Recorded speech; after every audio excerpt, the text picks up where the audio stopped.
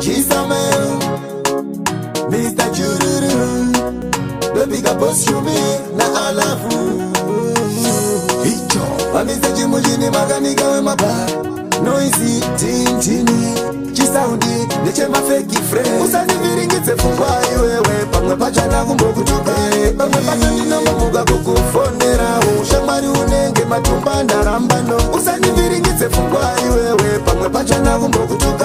Pamwe pachani namba muga kukufonera, ushamari unenge matumba ndarambano. Ndakapisa Maria kawana nechi kukafa nungu unazo waikwata kukwava ngwava. Nasinde kuti wawana, vane zvimota makufamba mumapawa muchipedza nyota. Ushamwari wacho watoruma kunge peki, pamwe pacho ndaitenga iwe usikatengi. Nasindiri pilo risina kana ingi, panditapera ndopa muchati handipengi. Usaniviringitse fungwayi wewe, pamwe pachana kumbokutuka. Pamwe pacho ndinombomuka kukufonera, ushamwari unenge matumba ndarambano. Usaniviringitse fungwayi wewe, pamwe pachana kumbokutuka. Pamwe pacho ndinombomuka kukufonera, ushamwari unenge matumba ndarambano. Zviri pachena uri mwana wa Satani, mwana wa Satani. Shaya kuti kanjani, shaya kuti kanjani. Mwana wa Satani anotoshinga kundikatira foni. Ndazozviona nhasi kuti hautembeke, pazvitiriri serious hauchabatike. Zviri pachena wapindwa nedhimoni, chero mai vako chaivo hauchavaoni. Usandiviringidze fungwayi wewe, pamwe pachana kumbokutuka.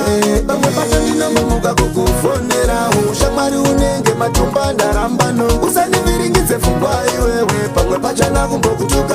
Pamwe pacho ndinombomuka kukufonera, ushamwari unenge matumba ndarambano. Ndakabvisa Maria kawana nechikukafa nungu unazo waikwata kungwava ngwava. Nasinde kuti wawana, vane zvimota makufamba mumapawa muchipedza nyota. Ushamwari wacho watoruma kunge peki, pamwe pacho ndaitenga iwe usikatengi. Nasindiri pilo risina kana ingi, panditapera ndopa muchati handipengi.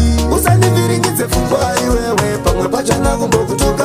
Pamwe pacho ndinombomuka kukufonera, ushamwari unenge matumba ndarambano. Usaniviringidze fungwayi wewe, pamwe pachana kumbokutuka. Pamwe pacho ndinombomuka kukufonera, ushamwari unenge matumba ndarambano. Zviri pachena uri mwana wa Satani, mwana wa Satani. Shaya kuti kanjani, shaya kuti kanjani. Mwana wa Satani anotoshinga kundikatira foni.